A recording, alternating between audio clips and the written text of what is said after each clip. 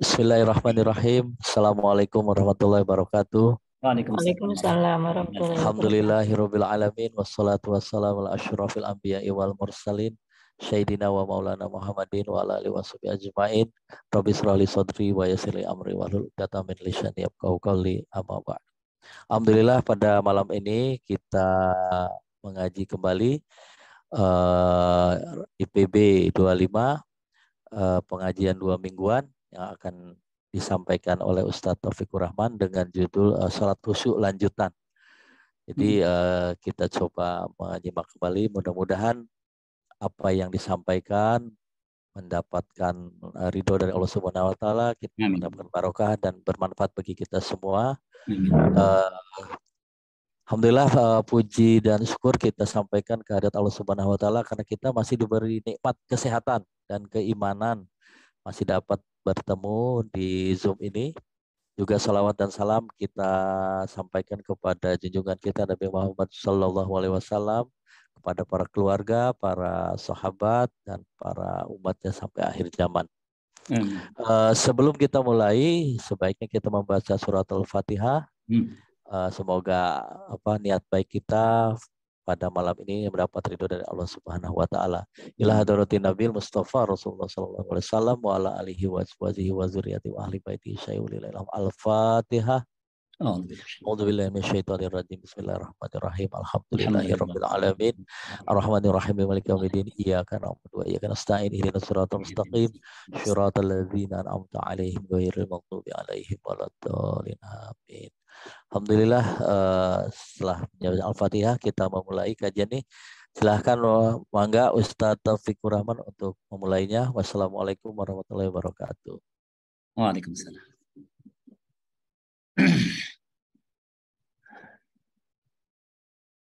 Bismillahirrahmanirrahim. Bismillahi masyaallah wa tabarakallah wa tawakkalna 'ala Allah. La haula wa la quwwata illa billah. Hasbunallah wa ni'mal wakil. Bismillahilladzi la yadurru ma'asmihi syai'un fil ardi wa la fis sama' wa huwa sami'un 'alim. Uhayyikum bi tahiyatil Islam, tahiyatan min indillahi mubarakatan thayyibah. Assalamualaikum warahmatullahi wabarakatuh. Wabarakatuh. Ya.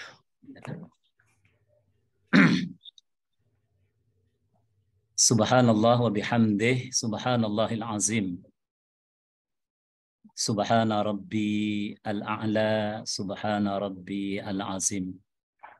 Subhanallah wa bihamdih, adada khalqih, wa ridha nafsih, wa zinata arshih, wa midada kalimatih. Maha suci Allah dan segala puji baginya.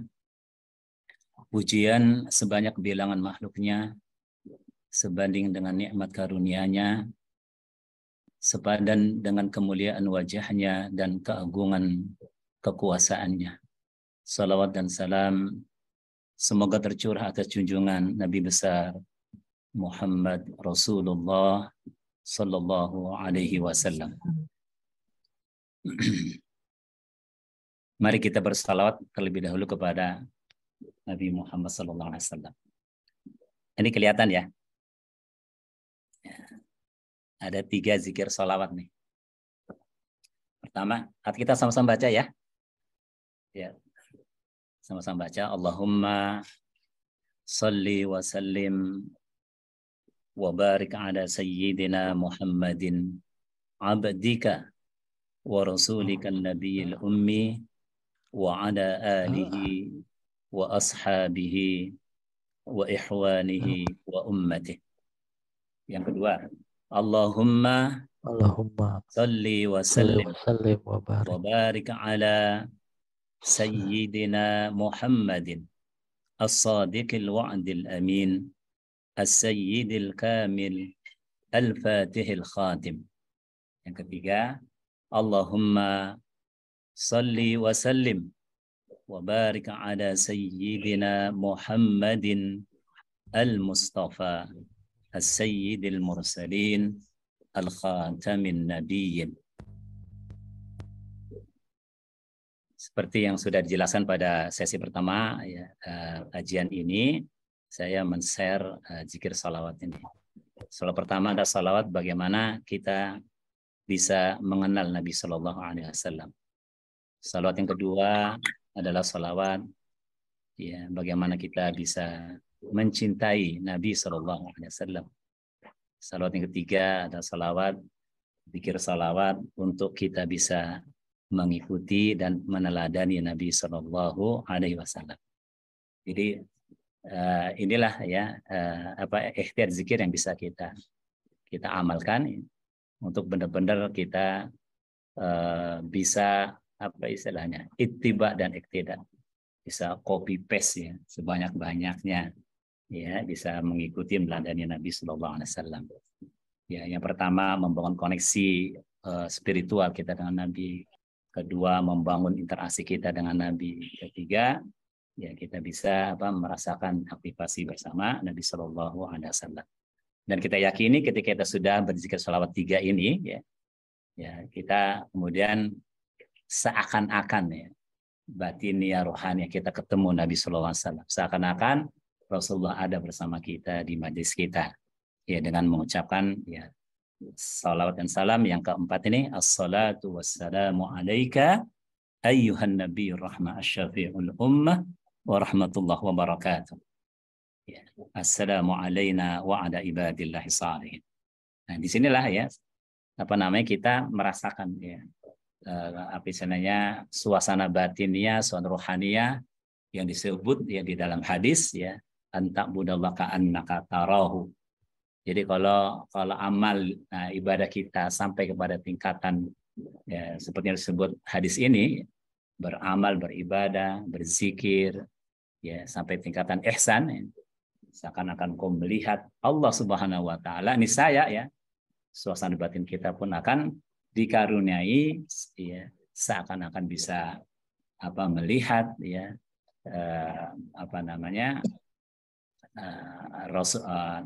baginda Nabi Sallallahu Alaihi Wasallam.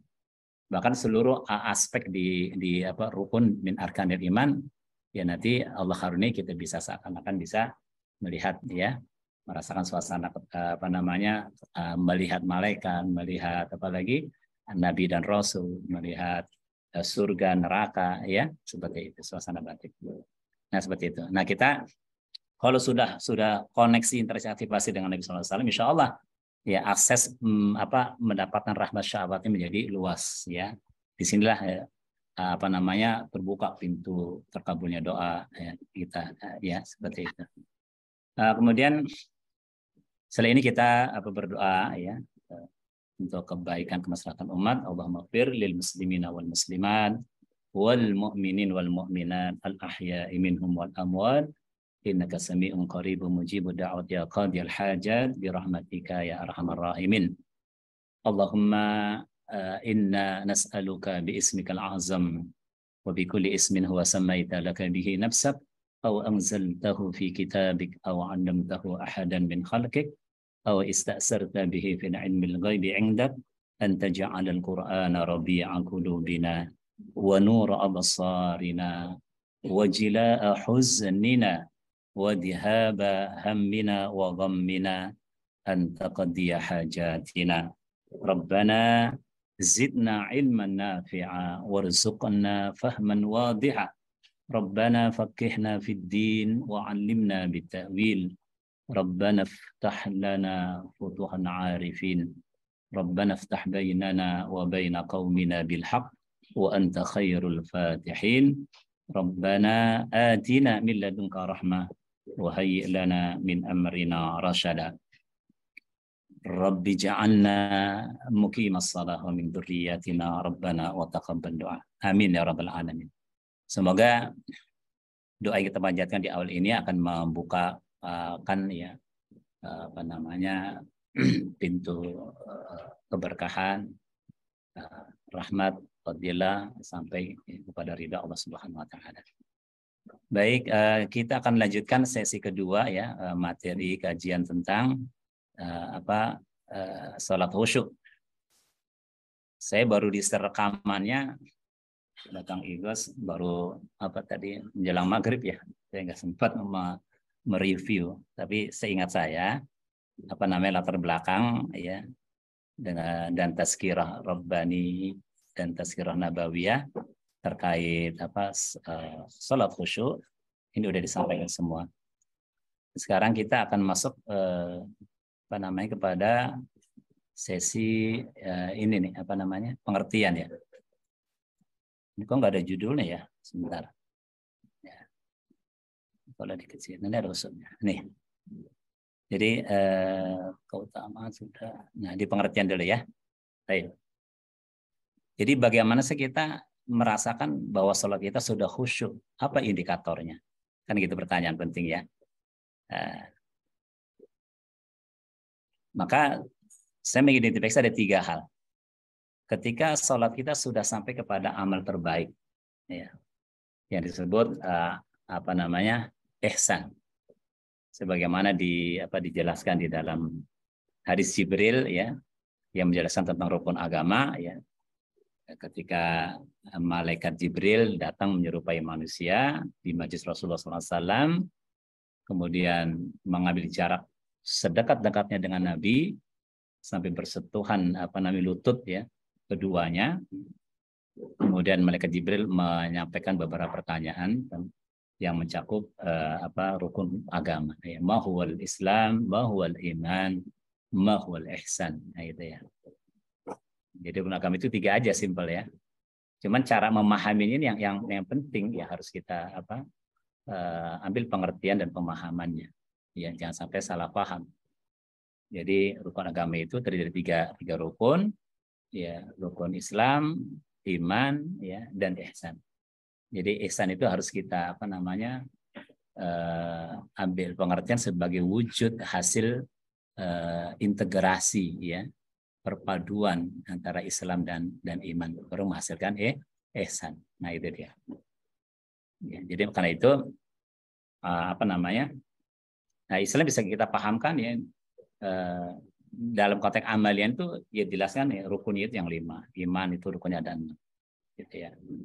Islam itu menggambarkan apa istilahnya syariatnya, iman itu hakikatnya, ya. Islam itu menggambarkan zahirnya, iman itu batinnya. Islam itu dunianya, ya, iman itu akhiratnya, kira-kira gitu ya. Karena memang kita berada dalam tatanan dan sistem yang menghimpun Islam dan iman. Jadi Islam itu tatanan, iman itu sistem. Ya, satu kesatuan yang tak terpisahkan. Jadi tauhid itu kan terbangun ya ketika kita mengenal Dia Allah sebagai dengan asma al-ahad ya. Maka al-wahidnya itu ya di dalam apa istilahnya pengertian dan pemahaman kita. Ketika Allah berfirman dengan ayatnya qul huwa Allahu ahad ya. Itu kita bisa melihat ya dalam keseluruhan dalam tatanan dan sistem ya, dalam sudut pandang arkanuddinnya ini ya, itu dalam dua aspek ya, tatanan dan sistemnya. Jadi Allah menciptakan makhluk berbagai jenis dengan jumlah yang tak terhitung ya, dengan apalagi besar dengan ukuran yang besar ya, nggak besar ya. Jumlah yang tak terhitung ya, luasan yang tak terbatas, jumlah yang banyak tak terhitung ya. Ukuran yang besar nggak keukur, kecil nggak nampak gitu ya, dan luasan yang membentang ya nggak ada batasnya. Itu sejatinya ya, senyatanya itu ada dalam satu kesatuan tatanan dan sistem ya, karena diciptakan oleh Dia yang maha esa gitu. Ya. Jadi nanti Islam itu tatanan ya, iman itu sistem. Maka amaliyah salat yang ihsan itu harus bisa mengaktifasi ya, kedua aspek ini, zahir dan batin, fisik dan metafisiknya, Islam dan iman. Maka di dalam ayat di tafsir Rabbaniyah itu di awal ya disampaikan ya, diantaranya ayat fawailul lil musallin alladzina hum an salatihim sahun. Ini adalah tazkirah ya dari Allah Subhanahu wa taala yang istilahnya apa ya? Yang menyampaikan warning ya bahwa salat itu ya fawailul lil musallin, maka celakalah orang yang salat ya. Kenapa ya?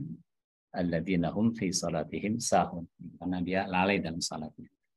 Artinya salatnya hanya semata gerakan fisik ya, semata bacaan ya, semata apalagi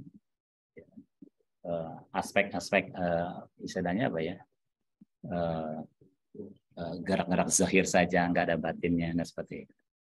Kali itu ini harus kita pahamkan. Jadi beramal Islam, jadi salat kita ya, yang kita jalani itu harus bisa merepresentasi ya, amal Islami ya, sebagai disebut dalam ayat wa ana awwalul muslimin. Itu wa ana awwalul muslimin itu ada unsur apa batinnya berupa kepasrahan total pada Allah dan beramal iman ya, wa ana awwalul muslimin itu adalah keyakinan yang kuat. Jadi ibadah apapun ya, untuk bisa sampai kepada apa ya kondisi atau pencapaian khusyuk itu mensyaratkan bertemunya dua sisi din ini ya, Islam dan iman, kepasrahan dan kepasrahan total dan keyakinan kuat kepada Allah Subhanahu wa taala ya, yang menyatukan tadi ya amal zahir dan batin, jahar dan sir. Di salat kita tuh ada ya, amal jaharnya, ada sirnya. Seperti baca suratul Fatihah aja ya, itu ada yang dijahar, ada yang disir, ya kan? Kita sholat maghrib ya, di dua rakaat pertama dijaharkan Al-Fatihah, ya. Ya, kemudian di rakaat ketiganya disirkan, ya. Ada jahar, sir. Ada apa amal fisik, metafisik, ya. Amal bumi dan langit. Jadi gimana sholat kita itu tembus ya, nggak apa secara teritorial, secara frekuensi gelombang, ya. Kita bisa ingat ya. Ayat-ayatnya menceritakan tentang ya alam semesta, ayat-ayat menceritakan tentang apa surga atau neraka, ya kan? Rasakan suasana-suasana batinnya rohaniah itu, gitu kan? Bahkan dunia akhirat itu ya, seperti itu. Nah ini dia, jadi indikasi seperti itu. Sampai kita merasakan puncak dari amal ihsan itu adalah anta'budallaha ka'annaka tarahu, punya itu adalah Allah ya, seakan-akan kau melihatnya. Jadi inilah yang selalu dihajati Nabi SAW dalam doanya ya. Wa as'aluka ladzatan nazri ila wajhika wa syauqa ila liqa'ika. Ya Allah, hamba mohon kepadamu kelezatan memandang wajahmu dan kerinduan berjumpa denganmu. Ya, ini adalah suasana batin. Jadi lezat memandang itu bukan memandang dengan mata kepala ya, tapi dengan mata batin. Ya, merasakan suasana apa istilahnya keyakinan ya, yang sempurna ya kan, seperti itu. Baik ini ya, jadi indikasi kita telah khusus sholatnya ketika kita bisa benar-benar mengaktifasi dua aspek ya, Islam dan iman kita. Kita bisa merasakan kepasrahan total, keyakinan kuat ya kan, gitu ya. Bisa beramal ya apa Islam dan iman itu kan kita tidak cukup belajar fikih sholat gitu kan. Jadi bagaimana kualitas sholat juga harus kita kaji ya supaya kita bisa benar-benar merasakannya. Indikasi yang kedua adalah tadi ya. Nah, ini keyakinan kuat tadi sudah sampaikan tadi ya. Jadi dalam konteks dia menyembah Allah ya. Iyyaka na'budu ya wa iyyaka nasta'in, itu suasana batinnya itu benar-benar harus sudah wajah tu wajhiyah ya. Wajah itu bertemunya dua wajah. Jadi ada suasana batin. Ya. Jadi ketika kita mengatakan wajah tu wajhiyah lillah, ya. Kita di situ teringat dengan ayat alladzi yaraka hina taqum wa taqallubaka fis sajidin. Dia Allah yang melihat kamu ketika berdiri salat dan mengetahui gerak-gerik hatimu ketika sujud. Nah itu dia. Nah, ini suasana batinnya nih. Jadi harus ada keyakinan kuat ya. Yakin bahwa Allah ya dekat dengannya ya. Sesuai namanya yang dijelaskan dalam ayat wa idza sa'alaka ibadi anni fa inni qarib, dan apabila hamba-Ku bertanya kepadamu tentang aku fa inni qarib. Jadi merasakan benar ayat ini. Aina Allah, di mana Allah ya. Ketika kita dengan tegas menyatakan wajjahtu wajhiya lillah, ya, itu apa namanya, dijelaskan sendiri oleh Allah dengan firman-Nya fa inni qarib, maka sesungguhnya aku dekat. Nah, maka bagaimana refleksi iman kita ketika membaca ayat ini, maka sesungguhnya aku dekat, itu ya harus teraktualisasi dengan adanya rasa koneksi, konektivitas ya, terkoneksi dia. Jadi merasakan suasana amal yang beramal bersama Allah. Ya. Meyakini seyakin-yakinnya ayat wallahu ma'akum aina ma kuntum, dan Allah bersamamu di mana aja kamu berada. Atau lebih jelasnya lagi, suasana batin ya yang kita rasakan ketika kita ada di satu ruangan gitu kan. Ya, yang di ruangan itu ada instalasi CCTV gitu. Ya. Ya, ada aturan SOP dalam beraktivitas, beramal, berada di kamar itu gitu. Dan dibuat itu instalasi CCTV-nya. Kira-kira batin kita gimana suasana itu? Kan jadi merasa ada yang melihat, merasa ada yang memonitor, sekalipun kita tidak tahu siapa, ya, secara wujud fisiknya gitu kan. Secara wujud metafisiknya, secara batin kita yakin 100%. Ya. Nah, itu suasana batin itu. Jadi Allah menjelaskan keberadaan ini bukan sekedar dengan ayat fa ini qarib, tapi juga wa nahnu aqrabu ilaihi min hablil warid dalam surat Qaf itu ya. Bahkan kami, kata Allah, lebih dekat dari urat leher mereka. Ya, lebih dekat dari urat leher kita. Bukan sekedar dekat ya. Ada penjelasan dua ayat ini harus kita bedakan ya, suasana batin sebagai refleksi keyakinan kita.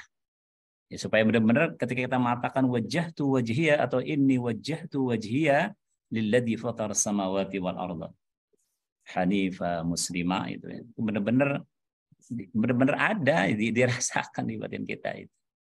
Ya.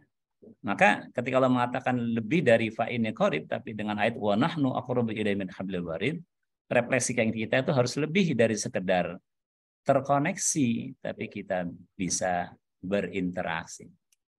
Ya. Bukankah banyak tuh ayat-ayat Al-Qur'an yang menjelaskan interaksi hamba dengan Tuhannya ini? Ya, seperti misalnya fadkuruni adkurkum, maka ingatlah aku, niscaya aku mengingatmu, gitu kan.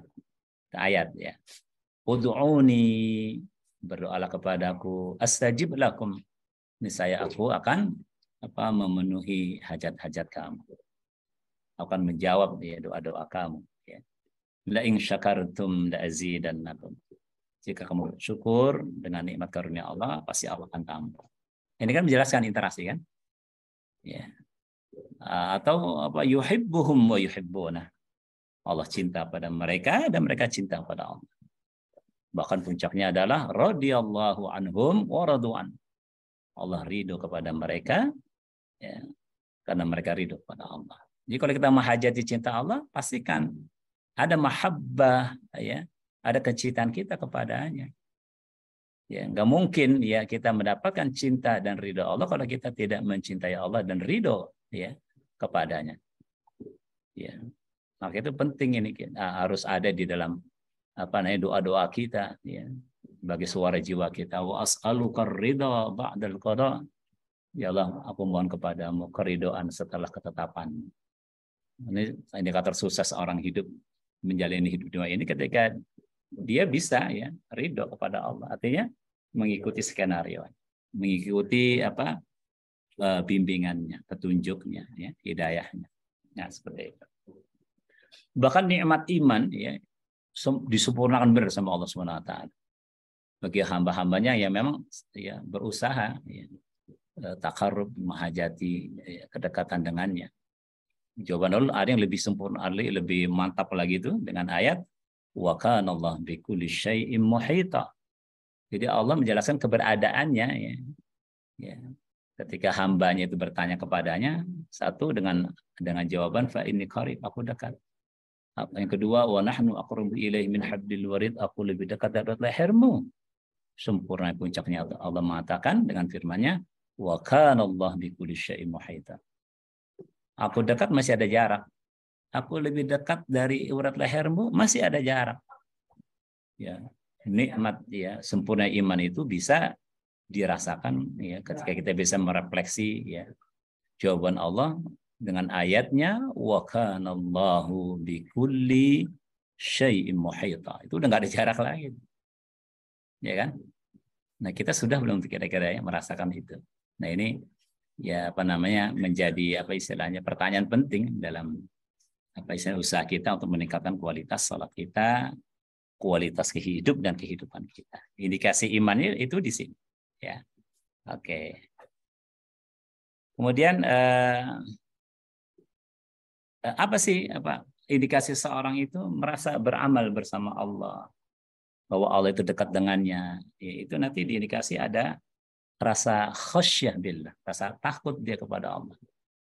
Ini takutnya apa istilahnya ya kita ketika dimonitor oleh CCTV gitu kan di ruangan, ya, bahkan Allah apa sih menyatakan di seluruh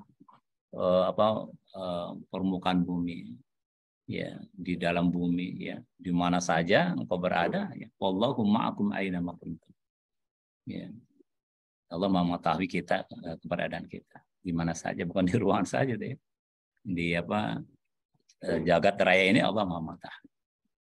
Ini ada rasa takut khasyah karena ini menjadi indikasi keimanan kita keyakinan kita kepadanya. Nah, kalau kita apa namanya kualitas khusyuk kita pada salat kita akan lebih bagus lagi ya, ketika kita yakin ya, Allah bukan sekedar dekat, ya, tapi lebih dekat dari ulat rahim kita ya, yang diindikasi dengan adanya rasa mahabbah, rasa cinta. Ya. Nah itu. Gimana sih kalau orang cinta itu? Ya tentu ada kerinduan. Ya. Gitu. Selalu ingin ya apa namanya bersama bukan sekedar bersama ya, ya tapi ada interaksi gitu kan yuhibbuhum wa yuhibbun ya. Nah itu deh. Maka Allah mengatakan dalam firman-Nya qul in kuntum tuhibbunallah, katakanlah jika kamu mencintai Allah fattabi'uni yuhibbukumullah, maka ikutilah aku insya Allah akan mengikutimu. Fattabi'uni tadi kita harus ittiba ar-rasul gitu kan. Nah itu indikasi kita apa untuk di mana sih apa istilahnya positioning kualitas keimanan keyakinan kita itu. Nah puncaknya adalah ketika kita meyakini bahwa Allah bikulli syai'in muhita. Ini nanti diindikasi dengan adanya rasa ridha. Karena kalau ridha pada Allah itu ya tadi dia sudah memasrahkan sepenuhnya dirinya itu. Wa ana awwalul muslimin juga wa ana awwalul mu'minin. Jadi secara tatanan dan sistem sudah menyatu gitu kan, mengikuti kuasa dan kehendaknya. Itu. Ya, zikir orang ridho itu ada 3 ya, wa ana awwalul muslimin dan wa ana awwalul mu'minin pasangannya. Atau la haula wala quwata illa billah pasangannya hasbunallahu wa ni'mal wakil. Ya, jadi kita kalau kita selalu berhajat seperti tadi Kang Cucu menyampaikan semoga Allah ridho kepada kita, itu indikator bisa dilihat seberapa besar ya Islam ya, dan iman kita, seberapa apa kepasrahan dan keyakinan kita. Nah ini puncak zikir itu.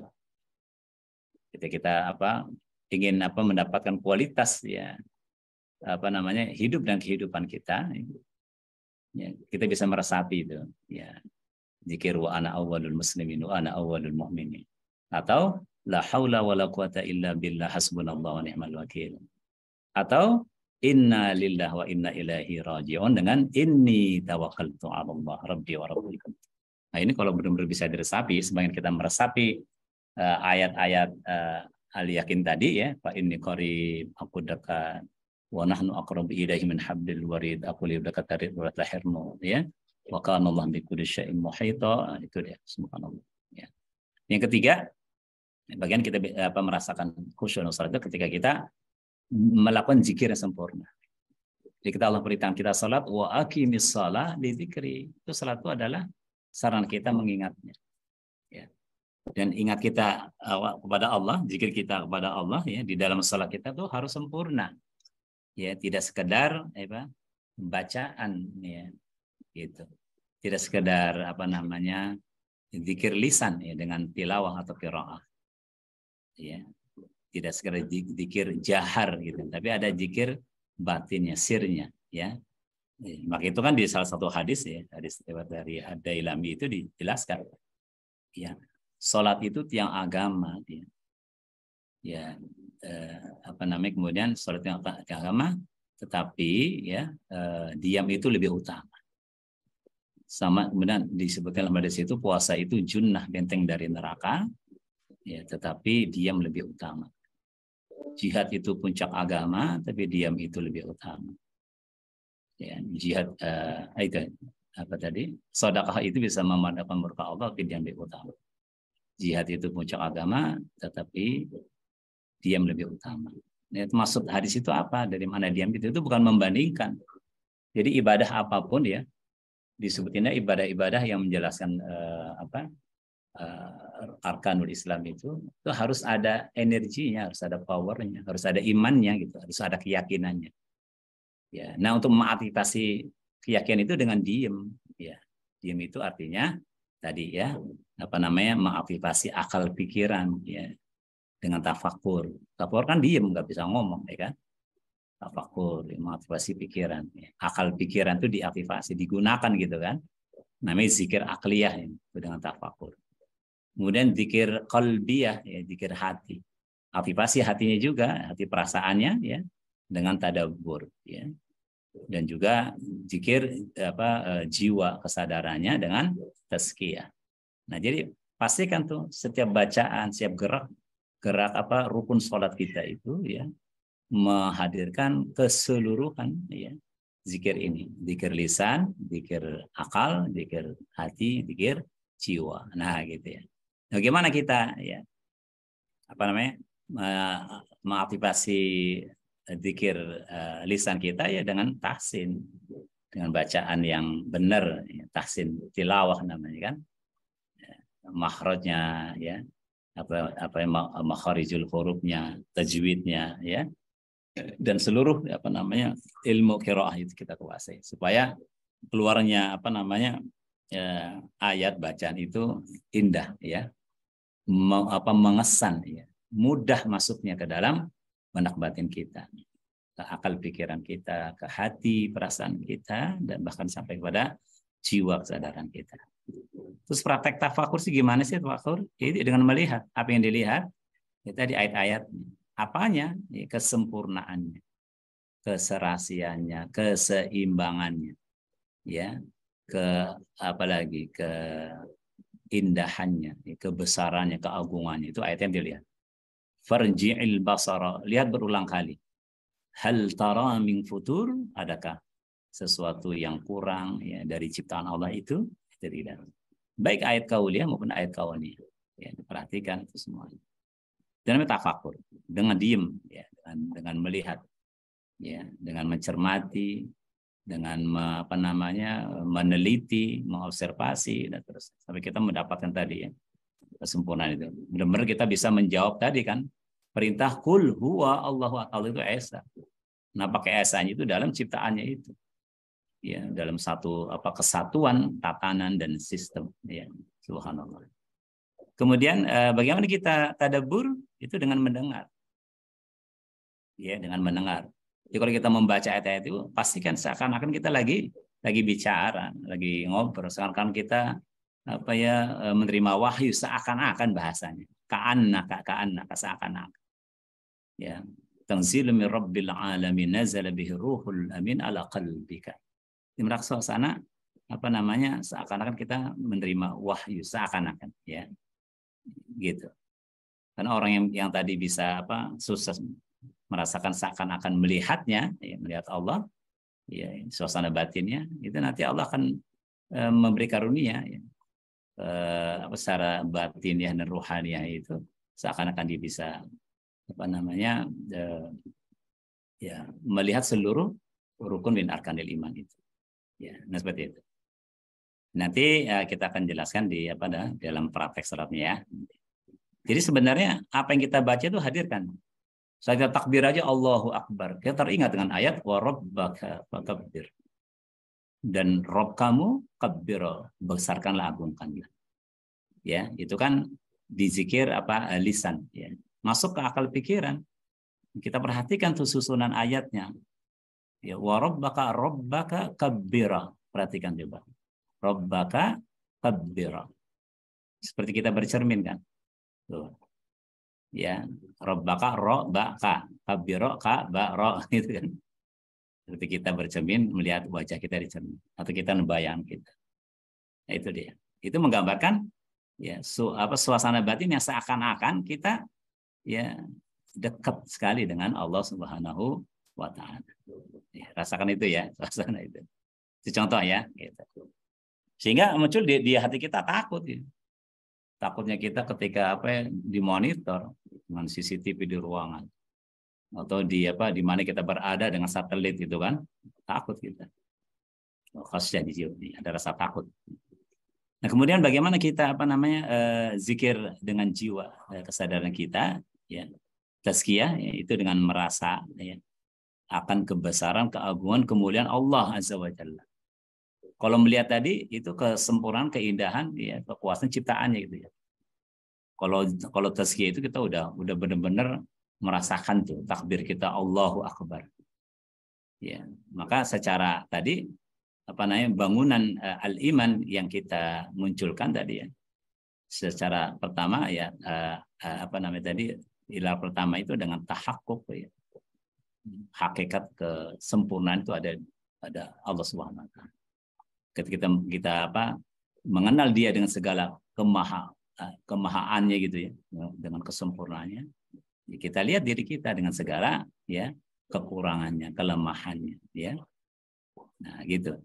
Maka kemudian kita menghajati ya kesempurnaan dari Allah Subhanahu wa taala.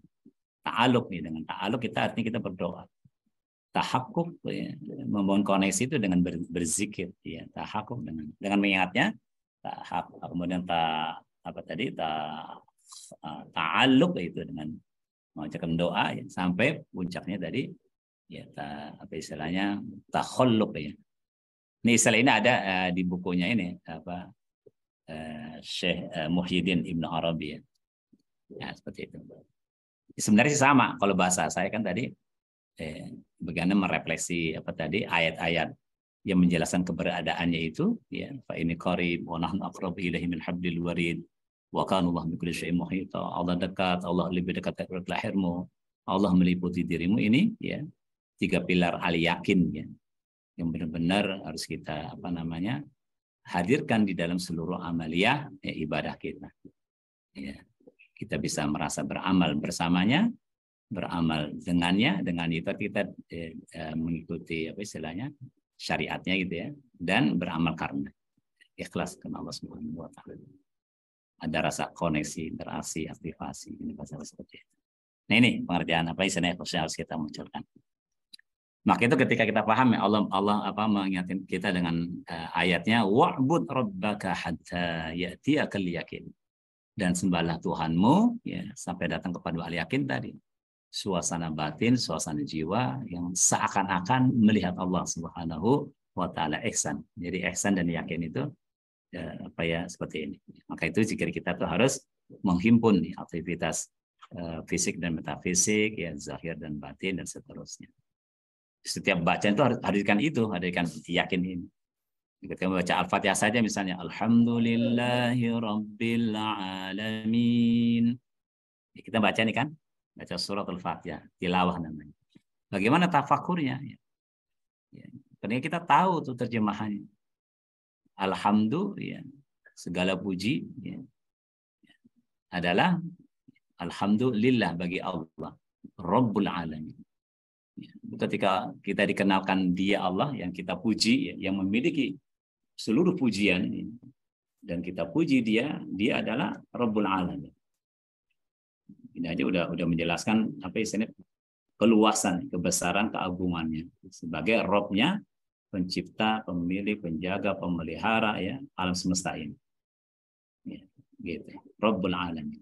Yang ketika kita dikenalkan oleh Dia sebagai Rabbul Alamin ya, itu sama aja ya, Allah mengingatkan kita akan positioning kita di alam semesta ini, gitu loh.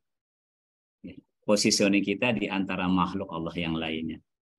Nah, itu kan dijelaskan itu di masa awal ya, awal penciptaan ya, ada kisah Nabi Adam alaihissalam. Sesungguhnya ayat-ayat yang bicara tentang Nabi Adam, bahkan seluruh nabi itu berkaitan dengan kita, gitu ya.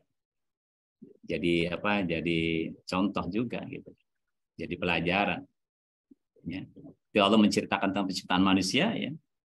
Ya, fa idza sawaituhu wa nafakhtu fihi min ruhi faq'u lahu sajidin. Ini Allah menceritakan ya, kepada kita ketika apa menciptakan kita ya. Kemudian apa mengkabarkan penciptaan kita tuh kepada makhluk yang lebih dulu diciptakan, itu malaikat dan jin gitu kan. Allah kemudian memberitakan ketika apa aku sudah sempurnakan penciptaan manusia ini secara zahirnya ya, maka secara batinnya Allah tiupkan wa nafakhtu fihi min ruhi. Dan dengan apa peniupan ruh inilah kemudian Allah perintahkan malaikat dan jin ya untuk sujud ya kepada kita. Faq'u lahu sajidin. Ini kan berarti menjelaskan tentang apa istilahnya keutamaan, keistimewaan kita di antara makhluk Allah yang lainnya. Maka Allah kenalkan dirinya sebagai Rabbul Alamin. Satu sisi tadi menjelaskan tentang keagungan, kebesaran, kekuasaannya gitu ya. Di sisi lainnya, di sisi kitanya ya, kita diingatkan bahwa ada makom, ada kedudukan ya manusia ya di antara makhluk Allah yang lainnya ya, yang diberi keutamaan dengan 3 hal ya, derajat yang tinggi ya, dengan adanya titah perintah Allah agar malaikat suruh sujud, jin suruh sujud ya kan kepada kita gitu. Nikmat yang banyak yang tak terhitung, meliputi nikmat zahir batin, nikmat dunia akhirat, dan bumi langit dan semuanya. Kemudian apa tadi amanah yang besar yang ketika ditawarkan kepada inna aradna al-amanata 'ala as-samawati wal arda wal jibal ya, Allah tawarkan kepada apa namanya langit, bumi, gunung ya, tapi mereka nggak sanggup memikulnya, maka Allah turunkan kepada manusia. Nah, ini kan sesuatu yang luar biasa. Nah, nanti ma'rifat kepada Allah itu harus naikkan levelnya ini. Dari ma'rifat kita kepada Allah sebagai Rabbku, Rabbi, naikkan menjadi Rabbun Nas, naikin lagi Rabbul Alamin. Maka hajat kita juga sesuaikan tadi. Ada hajat pribadi, ada hajat sosial, ya, ada hajat lingkungan. Ya, ketika kita menghajati urusan-urusan terkait pribadi, panggil dia dengan Rabbi, Rabbi firli, warhamni, wajburni, warfa'ni, wahdini, warzuqni. Itu tuh pribadi. Jadi ketika kita menghajati apa urusan kebaikan, hasanah, apa terkait kehidupan sosial kita, pakai panggil dia dengan Rabbana, Rabbana atau ya Rabbanas, Rabbnya kami semuanya. Nah, seperti itu ya. Jadi ini penting apa istilah penyesuaian ini. Akhir, lanjut.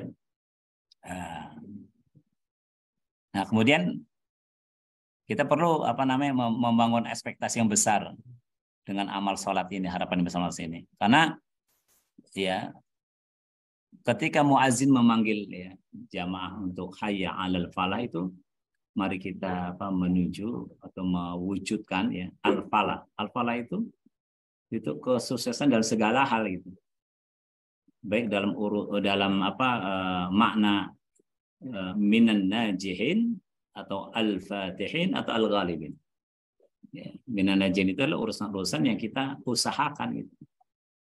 Ya, dengan apa istilah dengan sebaik-baiknya. Seluruh urusan kita usahakan ya, dengan sebaik-baiknya. Baik dalam apa urusan personal, sosial atau lingkungan. Nggak ada kompetitor di situ. Nggak ada, apalagi ada musuh yang menghalangi. Itu namanya najihin, ya, orang-orang yang sukses. Dimudahkan, diberkahi oleh Allah ya, urusannya. Nah, ada juga apa al-falah itu dalam urusan-urusan ya. Yang di sana ada kompetitor ya. Nah, gitu kan. Ada kompetitor. Maka disebut adalah minal fatihin al-fatihin. Sukses apa namanya dalam lomba nah gitu. Ada juga apa urusan-urusan apa namanya hajat-hajat ya. Ya, yang di sana ada ada musuh ya yang menghalangi ya, ada musuh yang apa namanya berusaha untuk ya, membuat apa istilahnya itu tadi muja menghalangi gitu kan, mengancam gitu kan, itu ada istilah ayatnya dengan al-ghalibin ya, semua urusan. Jadi ketika muajmal kita dengan al-falah itu mencakup semua aspek apa kebaikan ya, aspek kesuksesan ya. Ya, seperti itu gambarannya. Maka ketika identifikasi, Rasulullah SAW mengatakan wa'lamu anna khairal amalikum as-salat. Ya, ketahuilah bahwa apa sebaik-baik amal itu adalah salat. Apalagi ada hadis yang mengatakan ya, di Tazkirah Nabawiyah di slide awal itu disampaikan bahwa awal yang dihisab bagi setiap hamba di yaumul akhir nanti adalah salatnya. Apabila hisab salatnya bagus, maka dijamin seluruh hisab amal lainnya akan bagus. Artinya ya, salat ini bisa kita andalkan. Jadi dalam semangat kita berhijrah ya, meningkatkan kualitas ya, dan apa istilahnya kapasitas ya, diri kita ya, hidup dan kehidupan kita. Sebagaimana zikir tasbih tadi yang dibaca ya, subhana rabbi al-a'la, subhana rabbi al-azim. Ya, rabbi kan berarti orientasinya adalah diri pribadi kan. Subhana rabbi. Ya Allah, Rabbku ya, apa Tuhanku ya, Rabbi, bukan Rabbuna ya Rabbi. Kemudian di situ pakai al-a'la yang maha tinggi, artinya kita ya, apa di dalam zikir subhana rabbiyal a'la itu harus ada ekspektasi harapan ya, bagaimana Allah angkat derajat kita. Ya, tingkatkan kualitas hidup dan kehidupan kita. Nah, itu subhana rabbiyal a'la. Nah, sedangkan ketika kita zikir subhana rabbiyal azim, seiring dengan naiknya derajat, kedudukan, kualitas tentunya ya harus apa kompatibel ya istilahnya, harus seiring dengan kemampuannya, ya kebisaannya, kompetensinya kan begitu.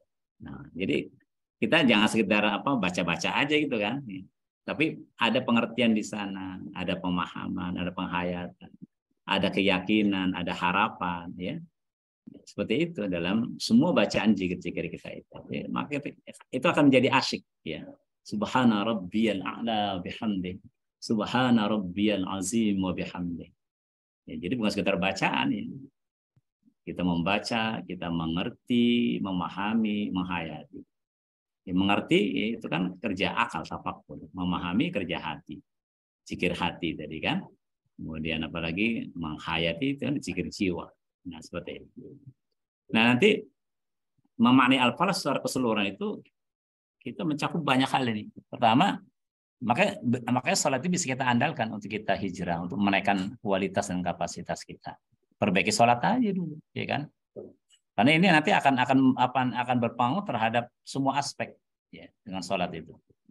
Ya, pertama misalnya salat itu kita identifikasi keutamanya ya, akan bisa mewujudkan kesolehan dan keterpilihan. Mendapatkan kepercayaan sebagai hamba Allah yang terpilih. Ya.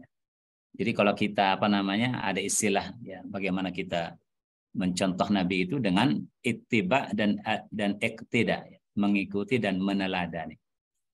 Ya, itu seiring dengan salawat yang pertama tadi kita mengenal narasi salat untuk mengenalnya tadi kan siapa Nabi yang kita bersalat kepadanya itu ya Allahumma shalli wa sallim wa barik ala sayyidina Muhammadin abdika wa rasulika.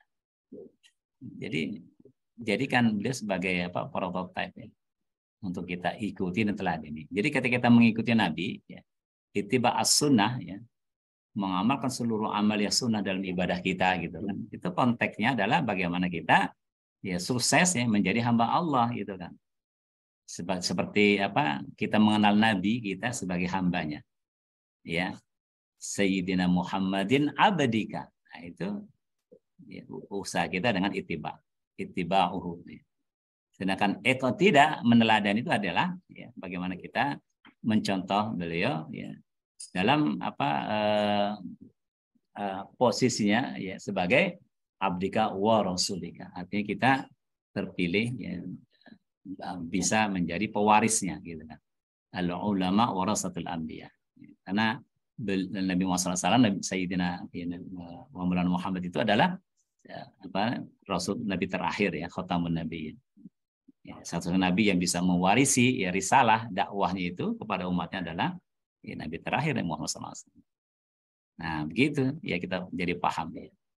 Nah, sholat itu adalah ya cara dengan kita meneladani Nabi ya untuk sukses menjadi hamba Allah ya, dan dalam konteks kita umatnya adalah pewaris risalahnya. Nah, itu ya kesolehan dan keterpilihan.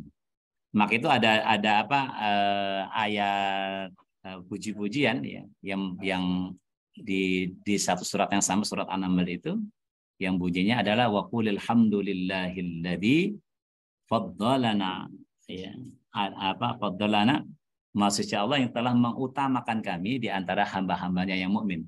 Alhamdulillahilladzi faddalana ala katsirin min ibadil mu'minin. Nah, itu dia. Yang kita bisa mendapatkan karunia itu ya. Ya, atau ayat alhamdulillah wassalamun ala ibadihilladzina istafa. Ya, segala puji bagi Allah ya. Yang alhamdulillah dan keselamatan, kesejahteraan, kesuksesan atas ibadihilladzina istafa, hamba-hamba Allah yang terpilih. Nah, itu dia. Jadi identifikasi ini penting supaya kita beramal itu ada maksudnya, kita ada tujuan ya. Bagaimana kita bisa mendapat keutamaan ya, menjadi hambanya dan pewaris risalahnya. Yang kedua adalah kecerdasan dan kepemimpinan. Kecerdasan itu ya seperti yang dipertanyakan Nabi SAW kepada sahabat, mandil kayyisu, siapakah orang-orang yang cerdas? Itu adalah orang yang mampu mengendalikan hawa nafsunya ya, mandana nafsahu wa amila lima ba'dal maut, dan mempersiapkan bekal untuk kehidupan akhiratnya. Jadi definisi pengertian cerdas itu seperti itu. Bagaimana kita memiliki kecerdasan ini ya, kita bisa andalkan dengan amal sholat kita dan menaikkan kualitas khusyuk sholat kita ya. Nanti diindikasi dengan tadi ya, adanya rasa takut, khasyah, rasa cinta, mahabbah, dan rasa ridho kepada Allah Subhanahu wa taala mardatillah. Yang ketiga ya, bagi keutamaan khusyuk itu akan mewujudkan tadi ya, terlatih kita untuk selalu bisa pasrah dan yakin. Ya, sehingga kita bisa bertawakal penuh. Nah, kalau kita bisa bertawakal penuh, jaminannya, garansinya wa may yatawakkal 'alallah fa huwa hasbuh. Allah akan mencukupinya. Nah, gitu ya. Jadi ini penting nih ya, melatih kepasrahan dan keyakinan. Jadi jangan pasrah aja, harus ada yakin. Ya. Kalau pasrah saja, yang nggak ada yakin, kosong gitu, nggak berisi. Ya harus yakin. Yakin juga kalau nggak pasrah, ya nggak ketemu gitu. Ya, jadi pasrah dan yakin. Maka itu kan dalam praktek khusyuk itu ya temukan ini Islam dan iman ini. Wa ana awwalul muslimin, juga wa ana awwalul mu'min. Ya, ibarat wadah dan isinya ya, tatanan dan sistemnya ya, hardware dan softwarenya, dan dua hal ini Islam iman itu mestinya kompatibel ya, gitu ya, harus setara. Oke. Yang berikutnya ya, keutamaan dari khusyuk itu adalah yang mana tadi? Yang keempat ya, jadi berupa keamanan dan kenyamanan. Jadi kalau kita menghajati keamanan, kenyamanan, pastikan ya kita dapat melalui salat kita. Tentunya salat yang khusyuk. Ya. Wasta'inu bis-sabri was-shalah wa innaha lakabiratun illa 'ala. Jadi kalau kita salatnya khusyuk, insya Allah kita akan bisa sabar, akan bisa berkualitas salat itu. Dan dengan kesabaran, dengan kualitas salat khusyuk itulah yang akan bisa tadi ya menghantarkan kepada suasana batin, suasana rohani yang aman dan nyaman. Jadi aman itu al-falaq ya, qul a'udzu birabbil falaq. Kalau nyaman itu an-nas ya, qul a'udzu birabbin nas.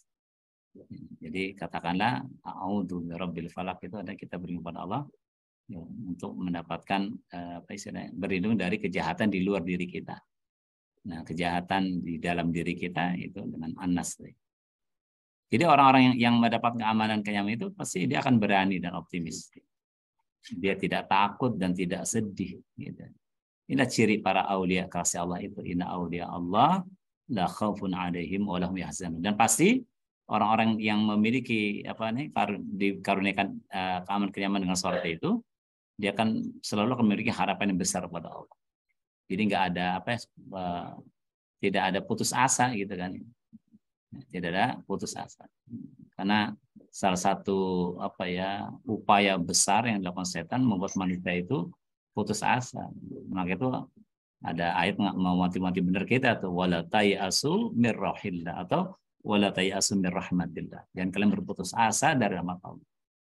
Ya, jadi apapun dosa, kesalahan ya yang kita lakukan ya itu wajar. Tapi jangan boleh putus asa. Jadi ketika kita kadung ya berbuat salah, ya, maka segeralah memohon ampun kepada Allah, bertaubat kepadanya. Karena kalau ada putus asa, putus harapan, putus karunia, putus nikmat. Ya. Nah, maka itu kita harus selalu memiliki suasana rohani, suasana batin yang tadi ya memiliki harapan besar pada Allah Subhanahu Wa Taala. Yang kelima, kedisiplinan dan keteraturan. Jadi salat itu ya yang mengiringi waktu-waktunya yang kita jalani itu sebenarnya ya mengajarkan kepada kita kedisiplinan dan keteraturan dalam hidup ini. Al-munazzam fi syu'uni, dalam muwasafat instansi al-Islamiyah itu diantaranya adalah al-munazzam fi syu'uni, teratur urusan-urusan. Itu dilatih dengan salat. Ya, bagaimana kita akhirnya bisa menjalani ibadah ini secara istiqamah.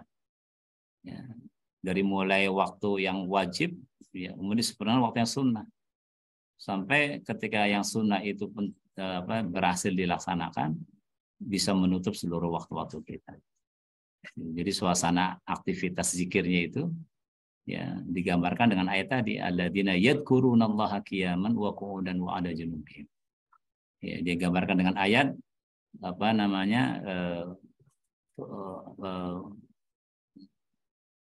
wadhkurullaha dzikran katsira. Ingatlah Allah dengan sebanyak-banyak.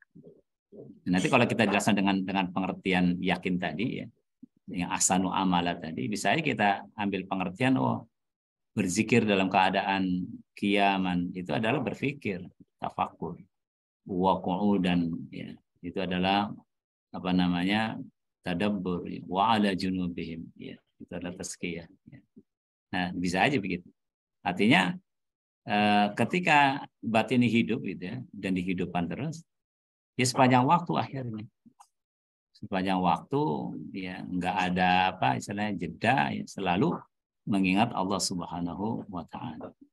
Ini suasana istiqamah inilah yang penjelasan seperti ini yang harus kita ini kan. Maka itu nanti zikir kita itu ya untuk bisa menutup seluruh waktu itu ya harus banyak bisa dalam jumlah frekuensi ya, kalkulasinya. Bisa juga banyak dalam pengertian istilahnya tatanan strukturnya gitu kan. Ya, saya sudah menyusun risalah dzikir ma'rifatullah itu, bagus, nanti bisa di-share nanti ya. Maka nanti di slide terakhir nanti dijelaskan ya. Istilahnya salat itu ya ketika dikatakan ala waqtiha, maknanya itu adalah bisa waktu-waktu khusus ya, baik yang wajib maupun yang sunnah, bisa aja dimaknai seluruh waktu ala waqtiha ya, sebagaimana dijelaskan oleh ayat tadi, kiaman wa qu'udan wa 'ala junub. Maka ada istilah salat daim. Salat daim itu salat yang enggak putus, daiman istiqomah gitu kan, selalu ya merasakan ya, suasana ya, bersama Allah ya, dengan Allah, karena Allah saja sempurna deh imannya, semangat dalam beramal ya, sehingga menghasilkan tadi ya satu itu tercermin di dalam gerak salat, gerak tawaf gitu kan, itu kita lihat ya semangat dalam beramal. Kalau ketentuannya salat itu misalnya atau tawaf ya, kalau di Mekah itu bisa salat sunnah, bisa tawaf ya. Ya, itu 7 kali putaran, situasi kondisi apapun ya harus dilaksanakan, harus 7 kali. Walaupun nggak bisa gerak gitu kan, saking berjubelnya, saking banyaknya jamaah gitu kan, ya tetap harus disempurnakan, tetap harus gerak gitu kan. Jadi walaupun sebanyak jamaah lagi tawaf itu, kita tetap harus gerak gitu. Nah, seperti itu. Sama dengan sholat juga ya. Dalam situasi kondisi apapun, udah waktunya sholat ya wajib sholat ya lakukan sholat. Nggak bisa berdiri ya duduk, nggak bisa duduk ya berbaring, nggak bisa ngapa-ngapain ya dipakai isyarat. Gitu. Itu namanya mutaharik, selalu dalam keadaan beramal. Ya. Juga munazzam ya, teratur gerakannya, serasi dan sinergi, mutarabit, karena kita beribadah itu kan nggak sendiri ya, berjamaah atau beramal jamaah. Salat diutamakan berjamaah, tawaf juga berjamaah. Maka di sana harus ada keserasian, sinergitas ya, mutarabitan, gerak yang teratur. Nggak bisa mau sendiri gitu kan.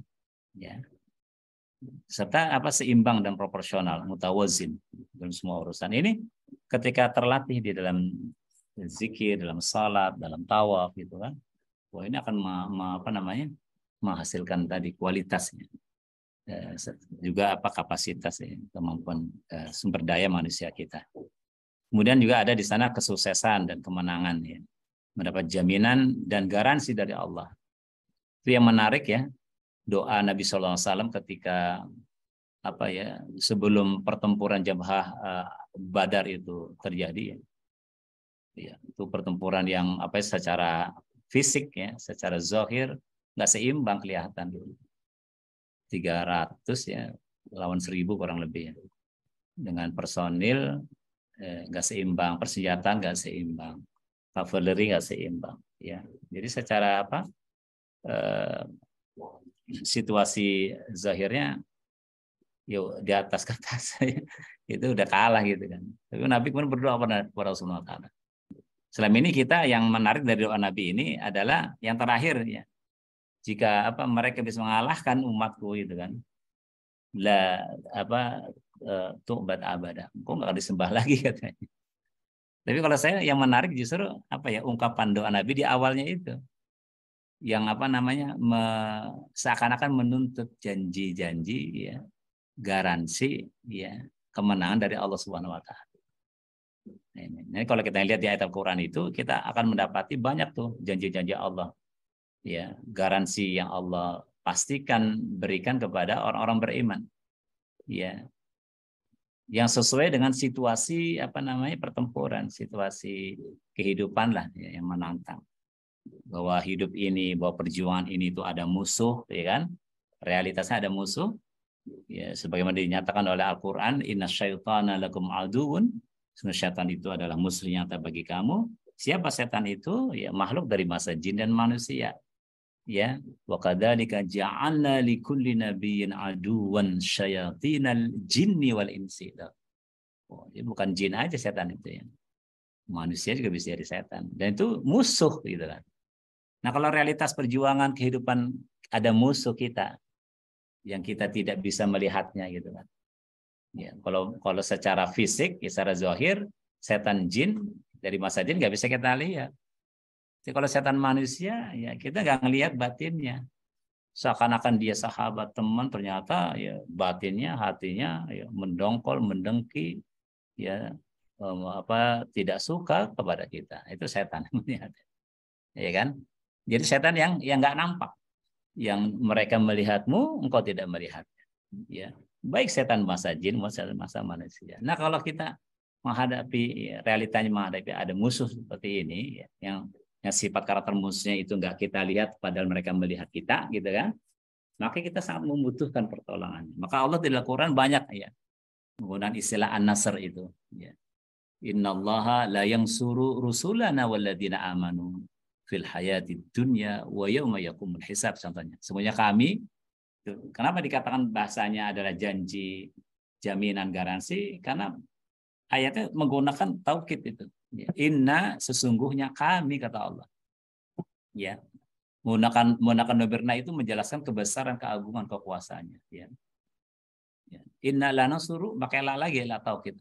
Lanansuru, benar-benar.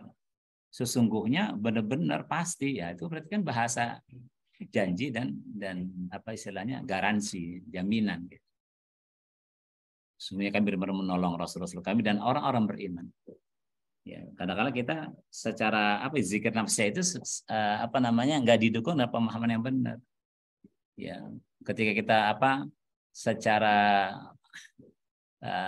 kabar berita dijelaskan tentang adanya mukjizat, ya kan? Di Kisatul Anbiya fil ayatil Qur'anil Karim fil Qur'anil Karim gitu kan. Kisah-kisah para nabi. Ya, dan rasa jiwa kita merasa nggak layak, nggak pantas mendapatkan itu. Terang aja mereka nabi, dia dapat bisa dikasih mukjizat sama Allah SWT. Padahal ayatnya mengatakan sesungguhnya kami benar-benar menolong ya Rasul kami. Ayatnya nggak berhenti sampai sini. Dilanjutkan walladzina amanu, dan orang-orang yang beriman. Karena Allah Maha tahu itu batinnya kita gitu kan. Yang sampai kita beralasan nih gitu. Terang aja nabi ditolong sama Allah. Siapa kita? Kita bukan nabi. Enggak begitu. Ayatnya mengatakan walladzina amanu.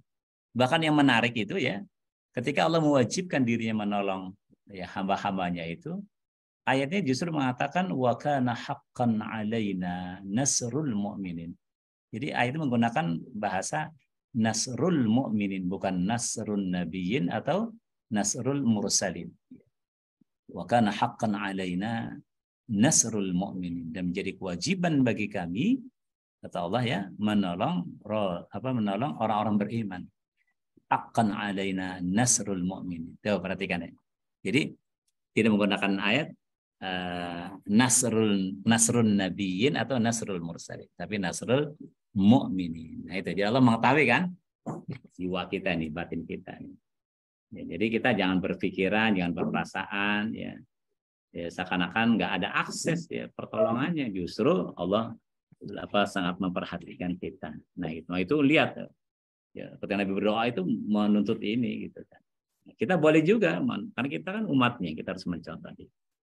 Kemudian realita perjuangan itu juga bukan sekedar ada musuh, gitu. Tapi sering dihadapi situasi kalah kalah bersaing ya secara kompetisi, secara situasinya. Ya kita ada keterbatasan sumber daya gitu. Iya seperti perang Badar tadi kan, ya secara personil, persenjataan, ya kan, kesiapan mental, ya kan, segala macam itu kan jauh dibanding kalah secara sumber daya gitu. Nah, istilahnya karena sunatullahnya as-sira' baina haq wal batil itu selalu ada sampai kiamat ya, pertarungan antara hak dan batil. Ya, maka ya seringkali ya pihak ya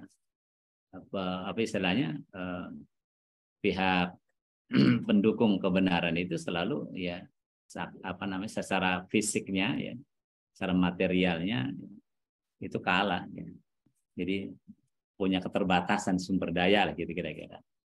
Nah, ketika realita kita sering menghadapi keterbatasan sumber daya, ya keterbatasan kemampuan, keterbatasan infrastruktur, sarana, prasarana segala macam gitu kan. Ya, di sini kita membutuhkan apa yang disebut dukungan. Ya. Ayatnya ada dengan bahasa at-ta'yid ya di Al-Qur'an. Ya, sebagai jaminan ya garansi ya dari Allah Subhanahu wa taala yang disiapkan bagi orang-orang yang beriman tadi. Siapa yang orang beriman itu yang yakin. Ya, yakin ya tadi bahwa Allah dekat, lebih dekat dari Allah meliputi dirinya. Dan dia bisa mengaktualisasikannya dalam amaliyah ibadahnya. Gitu dia. Nah, maka realita perjuangan itu ada keterbatasan, Allah menyiapkan jaminan dengan at-ta'yid namanya. Yang ketiga, realitas perjuangan kita selalu menghadapi fitnah, ya kan? Fobia, ya tentang Islam dan kaum muslimin. Siapa mereka yang fobia, ya suka memfitnah, ya di kalangan internal munafikin ataupun kafirin. Nah, adanya fitnah inilah kita membutuhkan ya membutuhkan dari Allah Subhanahu wa taala apa yang disebut ad-dawafi, namanya pembelaan. Jadi nggak aneh ya kalau istilahnya dalam pertarungan itu, dalam pertempuran hak batil itu ada fitnah ya. Ada fobia, ada kedengkian ya. Sehingga dibuat rekayasa ya. Dibuat rekayasa ya yang apa menjatuhkan gitu kan ya. Apa istilahnya kalau bahasanya itu pembunuhan karakter ya kan. Nah seperti itu. Itu ada memang sepanjang zaman. Jadi ada tadi apa an-nasr pertolongan, ada at-ta'yid dukungan, ada ad-dawafi ya, pembelaan. Bahkan ada al-ismah wallahu ya'simuka. Allah melindungimu dari intervensi ya, dari kekuatan, dari kejahatan ya, musuh-musuhmu ya, dari semua manusia. Ya, sampai Allah memberikan tadi garansi jaminan berupa ya ja'allahu mahraja ya wa yarzuqhu min haitsu la yahtasib ya, solusi dan rezeki. Nah, ini gimana kita mengakses ini semua nih, jaminan garansi ini ya dengan doa, dengan salat ya. Kan dalam salat itu udah menghimpun semua praktek iyyaka na'budu wa iyyaka nasta'in di dalam salat. Ya, maka kita andalkan ya seperti itu. Baik. Nah, ada beberapa sedikit ini aja apa namanya gambaran bagaimana sih suasana khusyuk itu ya yang dicontohkan oleh Nabi sallallahu alaihi wasallam, para sahabat ya, salafus saleh ya. Kita kalau baca tafsir itu ya ada kisah ya ketika Nabi sallallahu alaihi wasallam ya dibacakan ya, ayat ya surah An-Nisa ayat 41 ini ya. Wa kadzalika ja'alna likulli ummatin syahida. Ya, kita Allah menjelaskan bahwa setiap umat itu nanti akan dipersaksikan ya, oleh para nabinya ya. Kemudian Allah akan menjadikan kamu juga sebagai saksi atas mereka. Nah, Rasul udah membayangkan tuh bagaimana ketika dia harus menjadi saksi bagi umat. Ya kan? Ya, nanti kalau kita lihat tazkirah Rabbani terkait sholat itu, Rasul juga udah mau warning tuh orang yang sholatnya tidak khusyuk ya. Itu Rasul nggak dikatakan di hadis itu mana ya? Misalnya di hadis.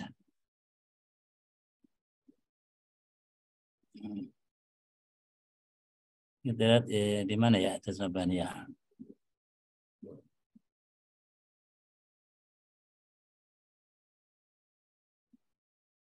Sebentar ya, sebentar lagi.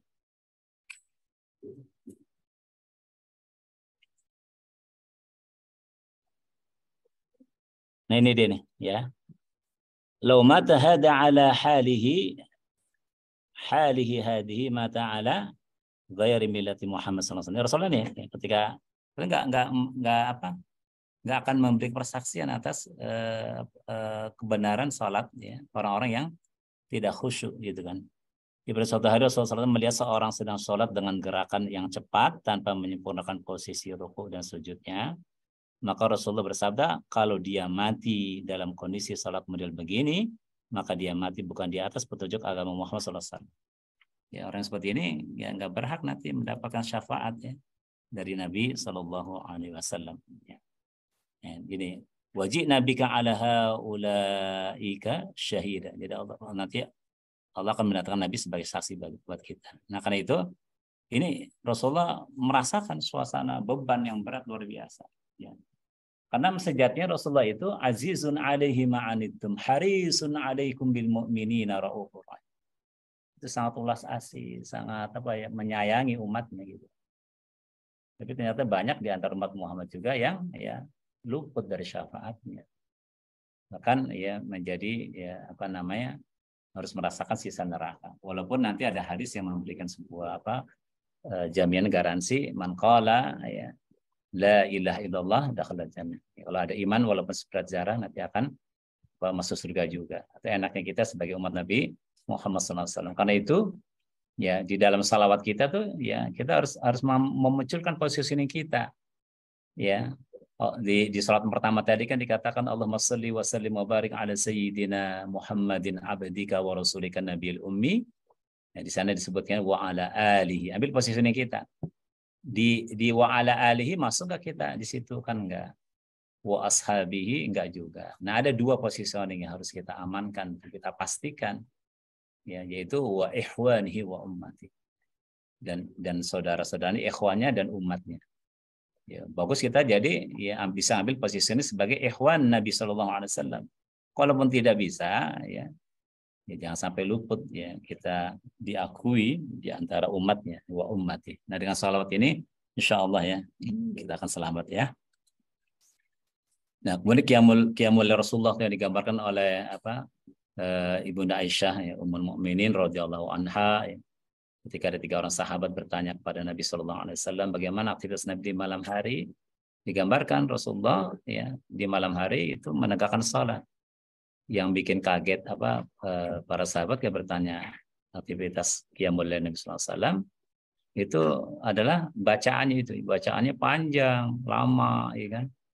Jadi setelah baca surat Al-Fatihah ya lanjut yang dipilih bacaan ayatnya itu suratnya ada surat-surat panjang Al-Baqarah.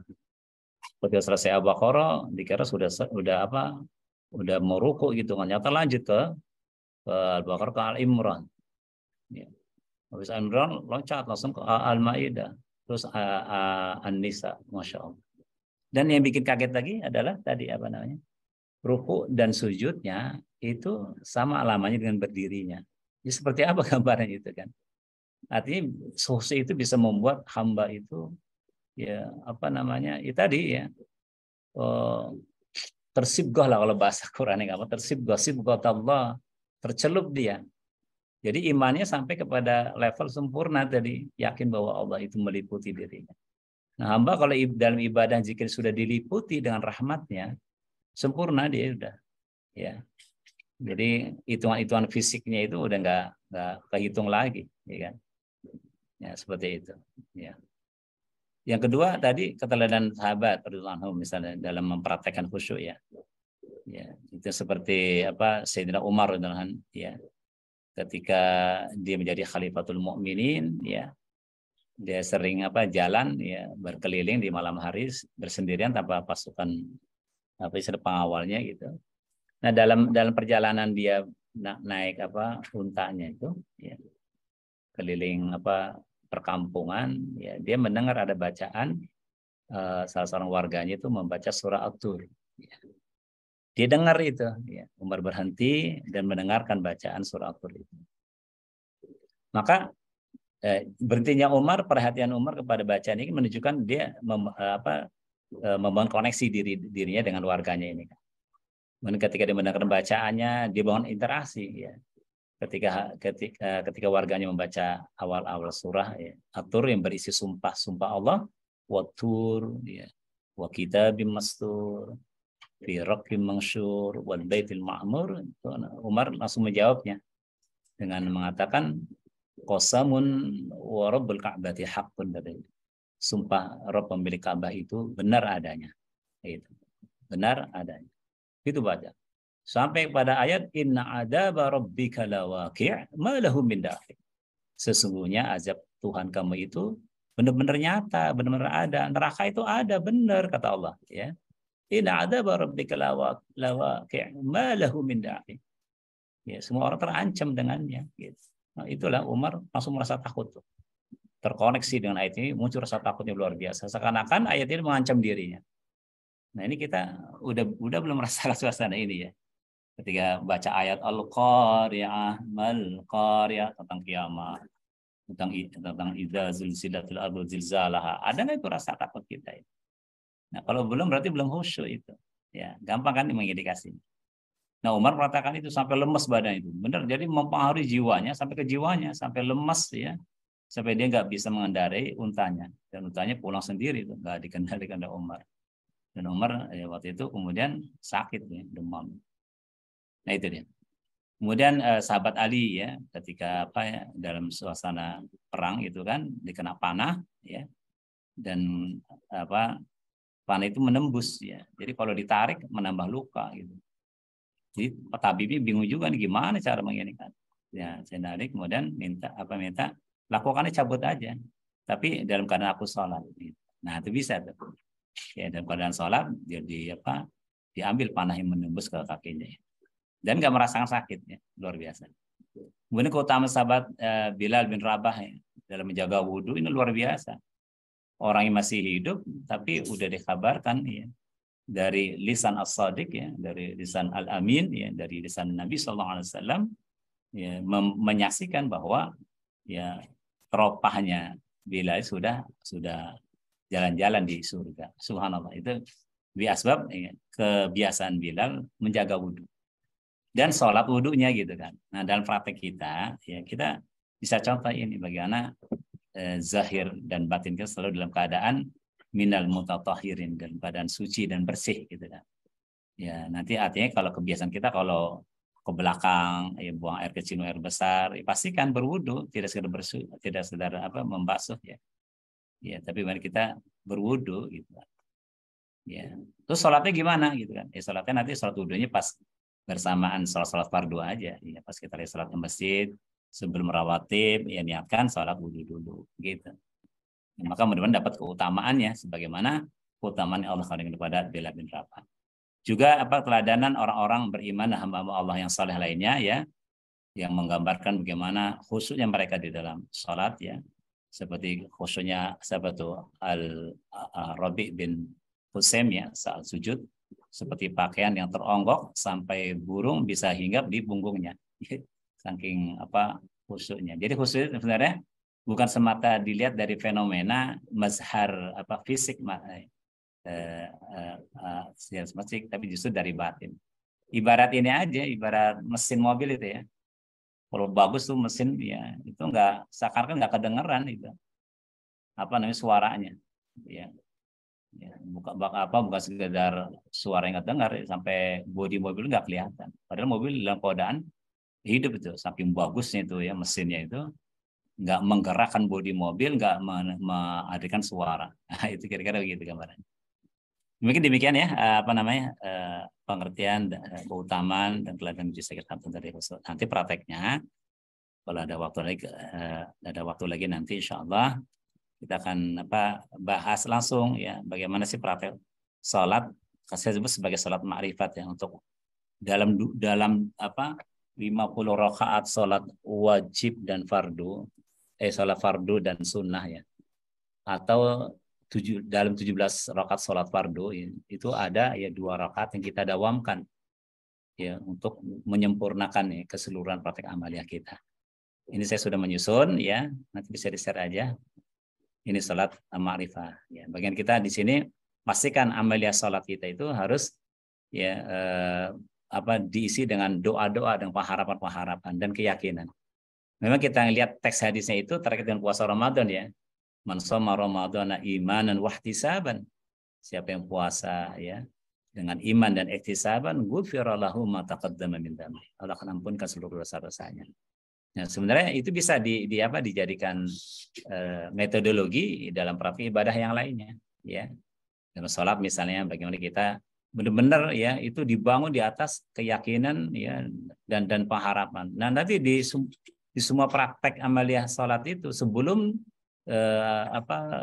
saat dilaksanakan dan setelah itu berisi harapan-harapan yang mengandung doa-doa semuanya. Nah, ini harus kita kita yakini, kita ilmui, kita yakini, kita amalkan nih. Ya. Seperti doa wudhu misalnya kan, ya dengan syahadatain kita menghajati Allahumma ja'alni minat tawwabina wa ja'alni minal mutatahhirin wa ja'alni min ibadika shalihin. Ya. Kalau secara narasi teks yang diriwayatkan ini deh sampai sini. Terus kita ingin memperbesar ya harapan ini boleh, walaupun ini sebenarnya udah cukup ya.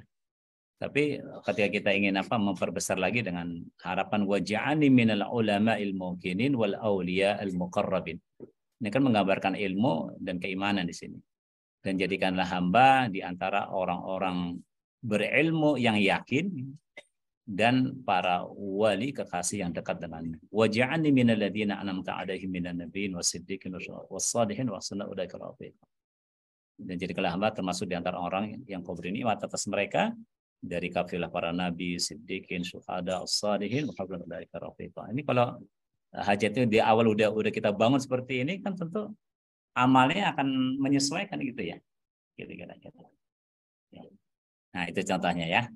Nah, kembali lagi kepada tadi di slide terakhir ini praktek sholat khusyuk nanti dalam konteks latihan kita ya. Kita istilah sholat ma'rifat itu istilahnya ini saja sih bagaimana kita sholat ma'rifat, sholat khusyuk ya, sholat yang ihsan.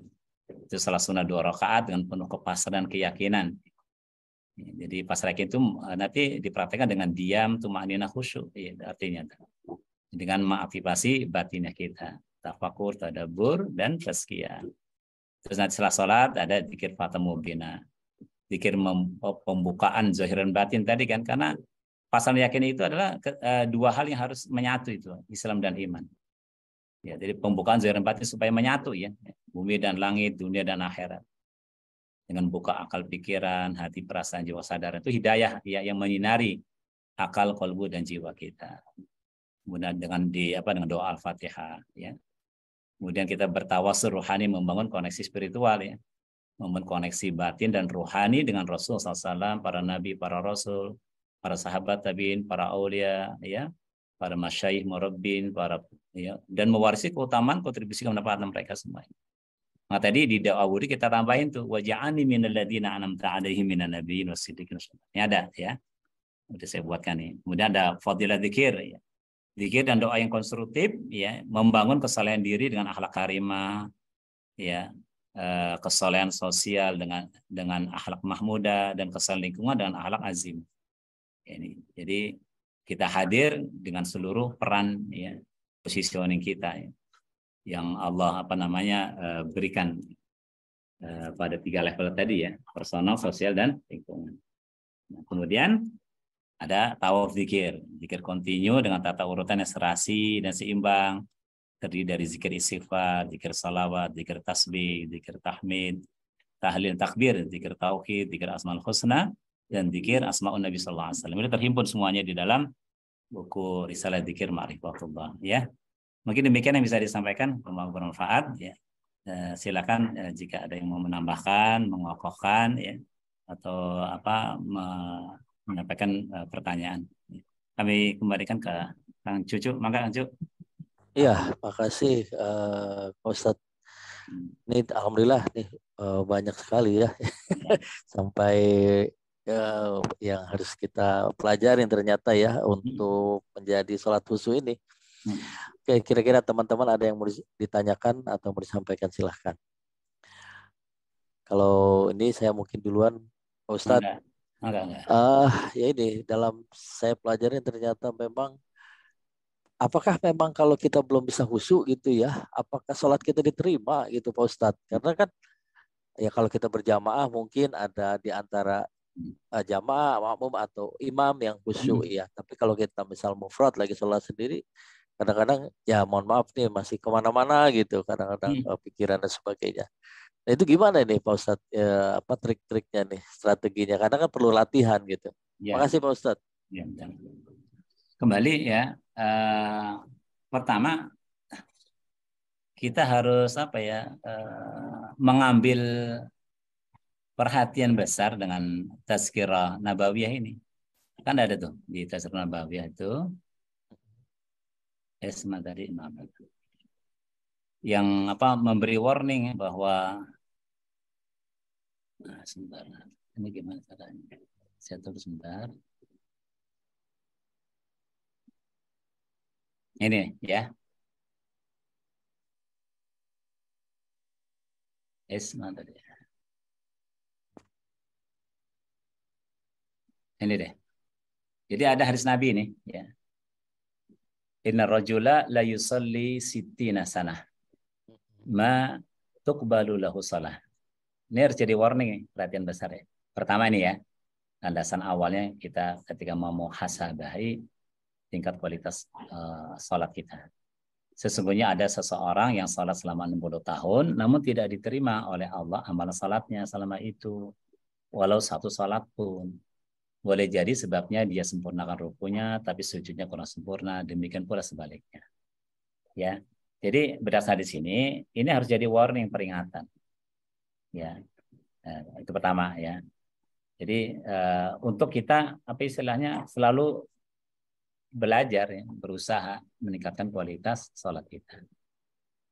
Kemudian apalagi yang kedua ya, adanya landasan peringatan Nabi SAW ini bahwa ada di antara umatnya itu yang sholatnya nggak terima. Kalau 60 tahun kan berarti seumur hidupnya ya. Ya. Nah kita bangun juga tadi mentalitas atau bahkan keyakinan ya, dengan ayat-ayat Allah Subhanahu wa taala yang memerintahkan kita untuk jangan berputus asa dari rahmat Allah Subhanahu wa taala. Ya. Wala tayasu mir rahmatillah. Memang keadaan orang itu ya kata Syekh Abu Hasan As-Sajili itu menyampaikan begini ya. Keadaan ibadah ya, orang itu ada dalam dua keadaan. Ya. Keadaan pertama dengan ikhtiarnya, dengan kesungguhannya, mujahadahnya dan istiqomahnya ya, dia mencapai dari kesempurnaan amal itu. Itu pertama ya. Yang kedua ya, balik sehingga dia mendapatkan rahmat Allah Subhanahu wa taala. Ya, jadi mutalaknya dari usaha, kesungguhan, istiqomah. Yang kedua, ya, sehingga dia dirahmati Allah Subhanahu wa taala. Yang kedua, keadaan di mana orang itu dia berawal dari rahmat Allah gitu kan. Ya, sehingga dia bisa berikhtiar dengan ahsanu amala ya, bisa bermujahadah, bisa istiqamah dengan rahmat Allah Subhanahu wa taala. Nah, kira-kira kita ada di mana ini? Ya dua-duanya lah yang harus kita ambil, kita yakini gitu kan. Maka itu kan kita kalau mohon istighfar pada Allah itu harus disempurnakan ya. Rabbighfirli warhamni wa tub 'alayya innaka antat tawwabur rahim. Ya Allah, ampunilah aku, kasihanilah aku, terimalah taubat. Nah, jadi inilah ya. Jadi kemudian strategi gimana? Baik, kita harus belajar, berlatih terus. Belajar, berlatih.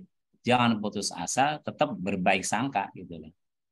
Ya, dengan capaian kita yang ada ini.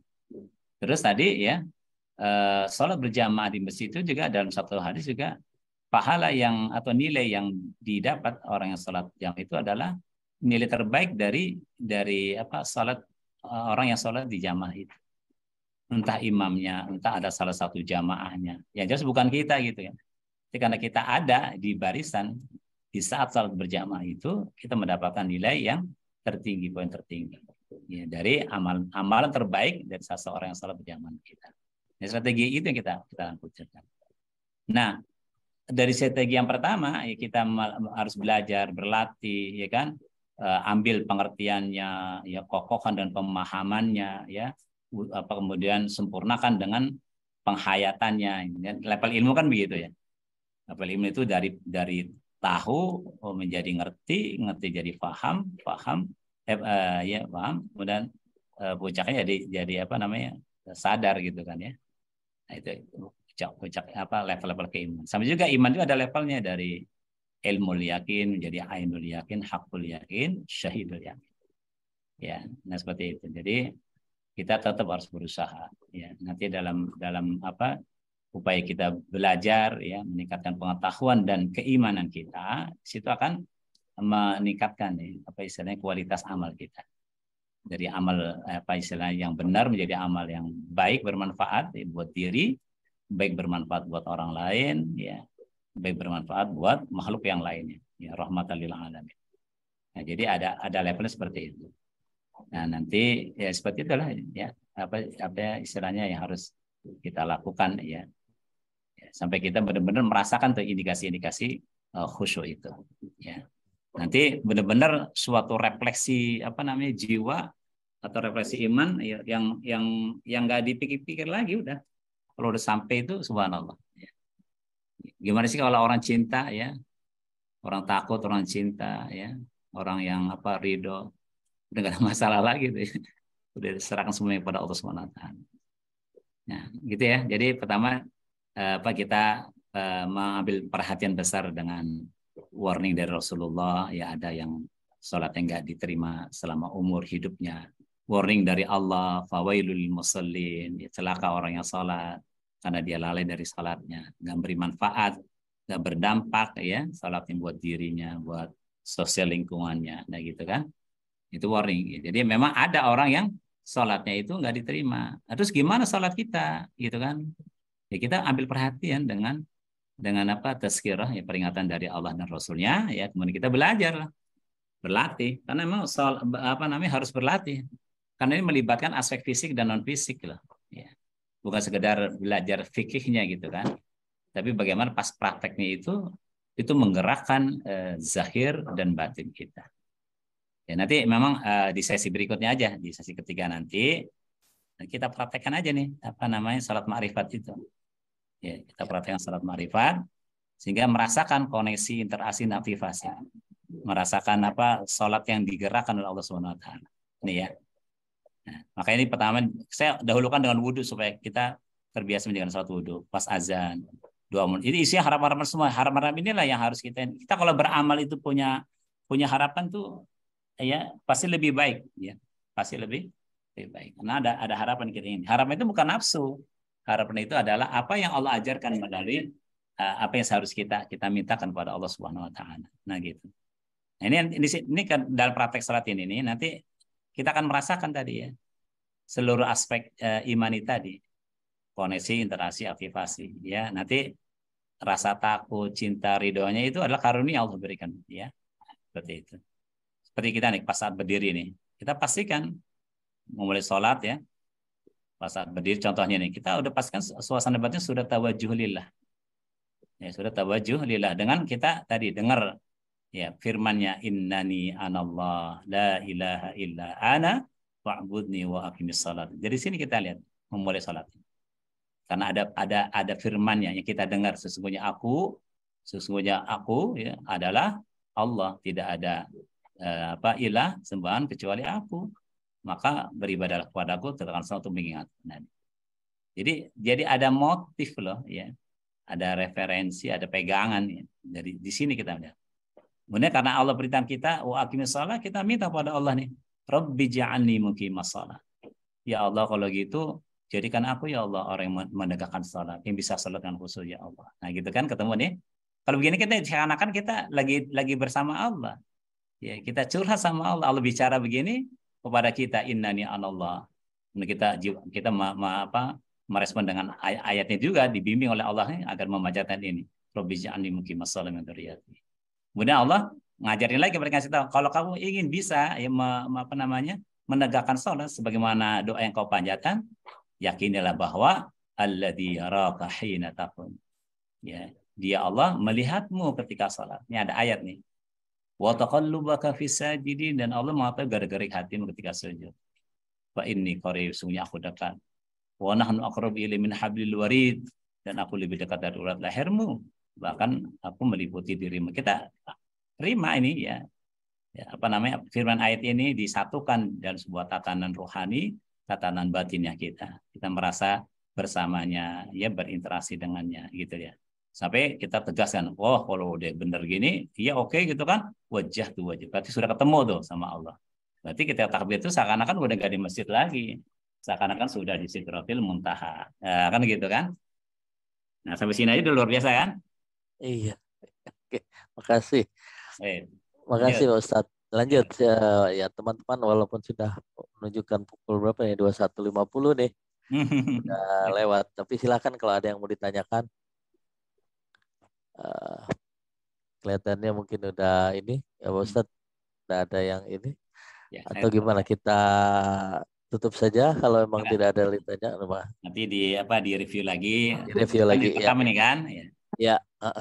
Nanti bisa japri atau di grup ya, kita diskusikan lebih lanjut. Nanti sesi ketiga terakhir kita praktek ya. Oke Pak Ustadz. Ya. Prakteknya hibrid atau gimana Ustadz? Mangga aja, bisa hibrid. Kalau live YouTube gitu kebetulan TFL Arga Citra udah punya itu podcast itu. Bisa juga itu buat podcast. Gimana TFL? Mangga aja, silakan.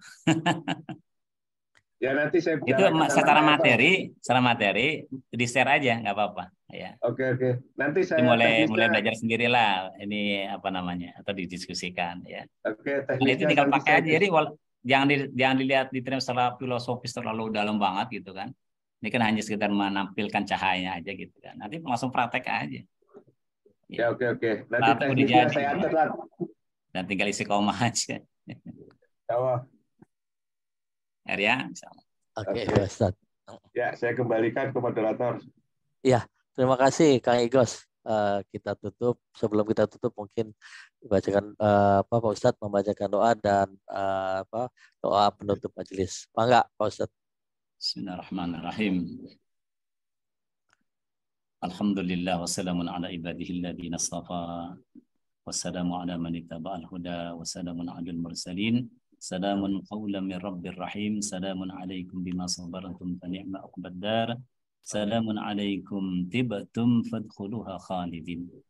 Wassalatu wassalamu alayka ayuhan nabiy rahmat syafi'ul ummah wa rahmatullahi wa barakatuh. Assalamu alayna wa ala ibadillahi salihin. Allahumma inna nas'aluka bi ismikal azam wa bi kulli ismin huwa sammaita laka bihi nafsak aw anzaltahu fi kitabik aw 'allamtahu ahadan min khalqik aw ista'sarta bihi fil 'ilmi al-ghaibi 'indak an taj'ala al-Qur'ana rabi'a qulubina wa nura absarina وجلاء حزننا وذهاب همنا وغمنا أن تقضي حاجاتنا يا رب الناس رب العالمين الرحمن الرحيم فإني قريب يا مالك الناس مالك يوم الدين ونحن أقرب إليه من حبل الوريد يا إله الناس إياك نعبد وإياك نستعين وكان الله بكل شيء محيطا اهدنا الصراط المستقيم صراط الذين أنعمت عليهم غير المغضوب عليهم ولا الضالين آمين ربنا آتنا في الدنيا حسنة وفي الآخرة حسنة وقنا عذاب النار والحمد لله سبحان ربك رب العزة عما يصفون وسلام على المرسلين والحمد لله رب العالمين سبحانك اللهم وبحمدك أشهد أن لا إله إلا أنت أستغفرك وأتوب إليك. خير. Alhamdulillah alamin. Alhamdulillah. Makasih Pak Ustadz. Bayakum barakallahu fiik. Iya, Assalamualaikum warahmatullahi wabarakatuh. Waalaikumsalam warahmatullahi wabarakatuh. Jazakallahu khairan Ustadz Taufik. Barakallahu fiikum. Juga Ustadz Cucu yang sudah bermalam ya. Masya Allah. Insya Allah. Tidak apa-apa, santai aja. Jam berapa sana Kang Cu? Yang 11. Samarinda ya? Samarinda, Masya Allah. Barakallah. Barakallah. Oke, terima kasih kita. Biasa begadang anak hutan. Ya. Iya. Oke, makasih Pak Ustadz. Kita tutup ya. Tutup ya. Ya, assalamualaikum. Waalaikumsalam warahmatullahi wabarakatuh. Waalaikumsalam. Pamit everybody.